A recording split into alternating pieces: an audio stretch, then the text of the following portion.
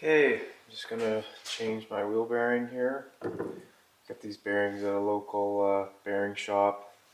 I don't buy them right from the dealership because none of them make bearings, and you get them a lot cheaper. I get these for like $2.50 a bearing, $2.50.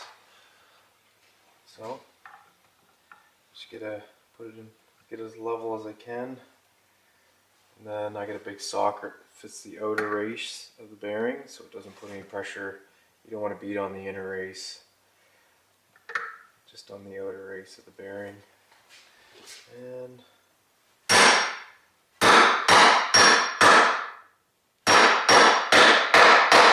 make sure it's seated all the way.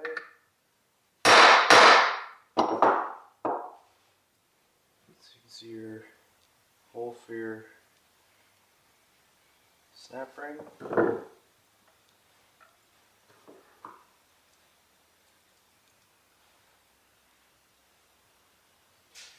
It's hard to find a good pair of snap ring pliers.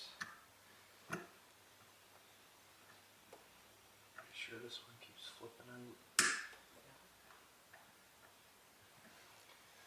is kind of goofy, but I gotta do this.